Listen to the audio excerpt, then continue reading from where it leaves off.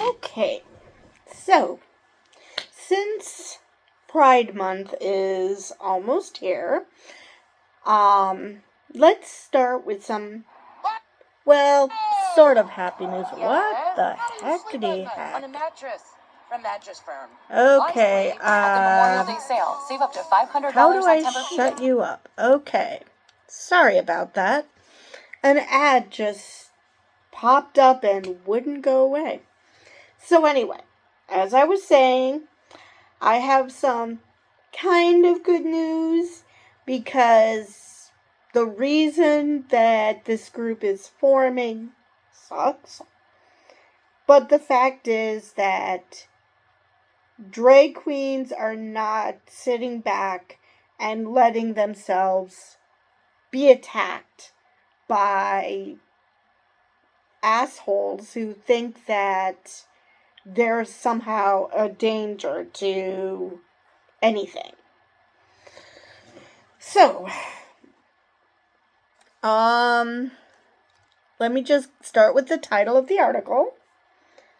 Why is Associated Press being such a pain today? The art of drag is a target. With Pride Month near, performers are organizing to fight back, which is great. I just wish we lived in a world where they didn't have to do this, because people just wouldn't freak out over the dumbest shit. And let's face it, the reasons drag is under attack is stupid. Alright. Drag is joy, but it's under attack. Our very existence, our self-expression, our art, all of it is being threatened, and we've had enough. That's the opening salvo of Committee, which is spelled Q-O. Spelled with a Q. A group of drag performers banding together to protect and promote their art form, as it announced its formation ahead of June's LGBTQ+ Pride Month. Because, yes, this is not just gay pride. Even though that's a big part of it and that's what most people think of, it's not just for gay people. We've always had to fight tooth and nail for our place in this world, the group said in a news release Wednesday. But now we're also battling a tidal wave of hate. Doxing, harassment, death threats, armed protests, bombings, and even shootings. Committee consists of about 10 drag performers nationwide who have experienced directly or indirectly threats, harassment, or violence related to their art form. One had a venue firebombed in Ohio. One performed at Club Q in Colorado Springs and helped victims the night of the shooting there that killed 5 people. And one worked at Club Q and at Pulse nightclub in Orlando, where a gunman killed 49 people in 2016. Wow, talk about bad luck on that last person. Wow. Committee says it hopes, among other things, to connect drag performers and communities lacking in local support to resources including legal aid and therapy. It may also help performers and venues navigate the business. The group is already working to create dialogue between its members and local law enforcement agencies, organizers said. The committee stands as a kind of central hub for other communities across the country, the performance communities across the country, to find resources to help them, whether it is negotiating with venues or helping defend against the many protests against drag shows that we've seen, said Committee President B. Williams, a drag king who performs in Washington, D.C. as Black Dynamite. It's not often you hear about drag kings. I'm actually happy to hear this, because normally when people think of drag, it's drag queens. So I'm glad to see that drag kings are getting involved too. In recent years, conservative activists and politicians have complained about what they call the sexualization or grooming of children by drag performers, often via popular drag story hours, in which performers read age-appropriate materials to children, or drag brunches, whose venues generally warn patrons of material unsuitable for children. A bit of a tangent, a bit of an aside. I actually saw a comment, I think it was here on YouTube, about someone complaining about one of those drag brunches that children were there. And I looked at the poster behind, and I looked it up, and it wasn't for children. It was not billed as for children. I'm sorry, if you don't bother to read the poster and realize that something is not for children, and you bring a child to that event, who really is to blame for that? It's certainly not the drag performers, because they warned you. If you ignore the warnings, that's on you. So yeah, I have seen it happen that people will bring children and then complain that their children were exposed to something that wasn't age appropriate. Okay, well, if you didn't bother to read that it wasn't age appropriate, don't know what to tell you, dude. And actually, I had a commenter on here accuse me of being a groomer simply because I think trans people should exist. So anyway, people will accuse anybody who does something that they don't like of grooming. And just because children are involved. I'm sorry, letting children decide, who they are. Not grooming. Not grooming at all. All right. Nor is seeing a drag queen grooming. I mean, what's grooming about? That is something I never understood. What exactly are you grooming them for? Because children see all kinds of depictions of how to be a man, how to be a woman, blah blah blah. And that's somehow going to all go to shit because they saw a drag queen? Really?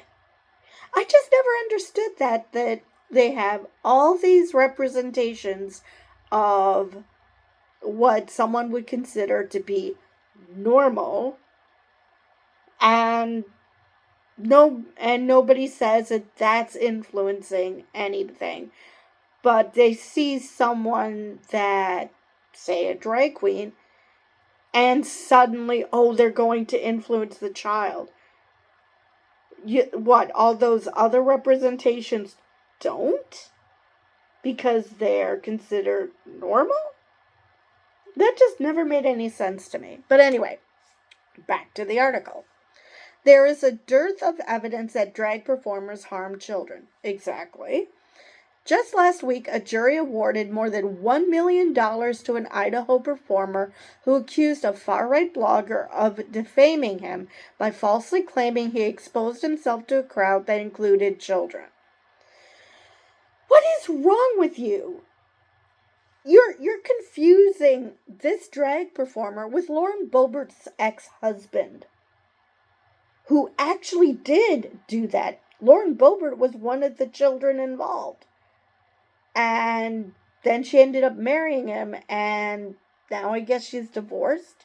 I missed that, but maybe even he thought that she was just way too crazy. But anyway, yeah, That's him, not some random drag performer.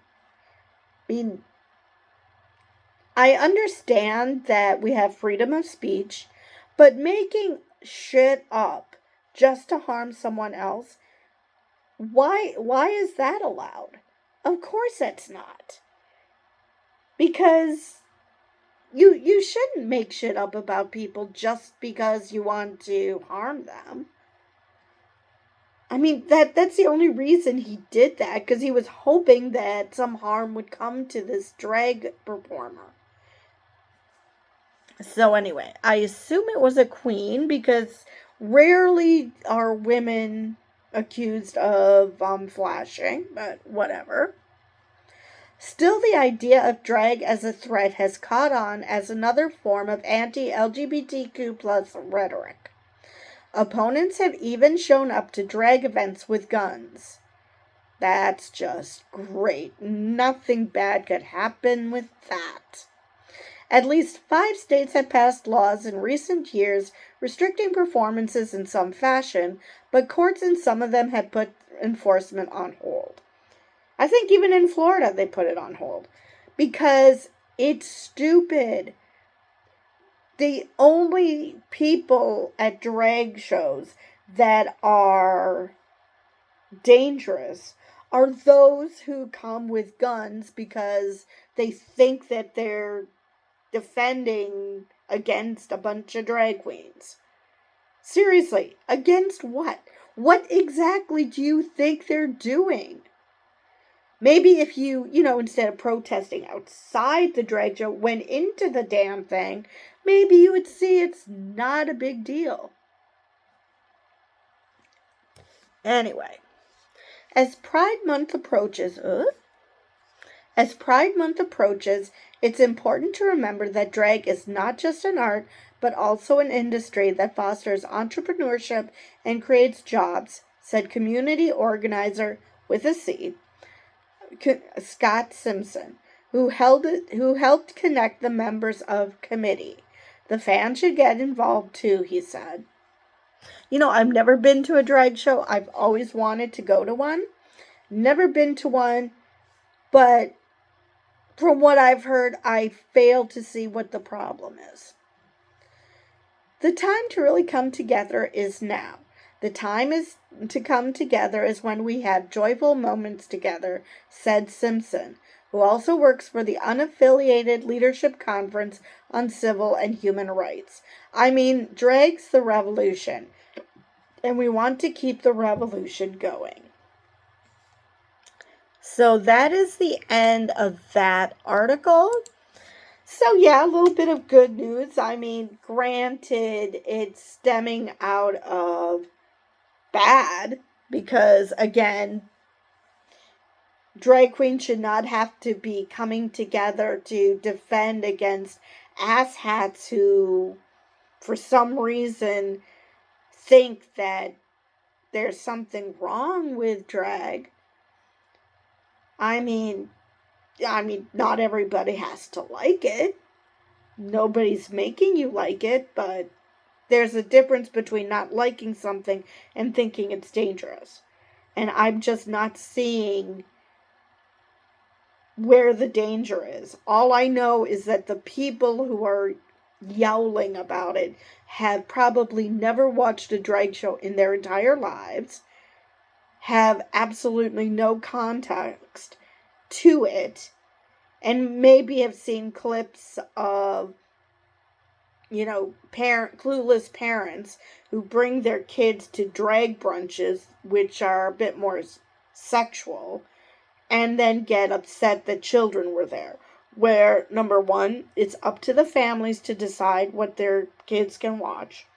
And number two, if the families themselves were upset, then maybe you should have taken another look at the flyer that when it said it wasn't for children.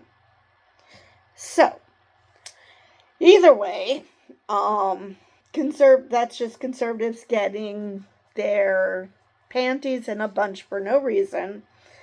And drag performers are paying the price. Mostly it's queens, because just like with the trans issue that people focus on trans women, same thing here. People focus on drag queens because I guess either they don't know that drag kings exist, or they just don't see them as harmful because these are women, which it takes a special kind of misogyny to decide that all men are dangerous and women are innocent little victims. Now, I'm by no means saying that drag kings are doing anything wrong. I'm just saying that what is with this having a penis means you're bad. And these are other men who are saying that. It's like, really? You're just telling everybody you're a horrible person simply because you have a penis. Are you sure that's the message you want to be portraying here? Anyway, that is all I have for this article and this video. And with that, I will see you guys in the next one.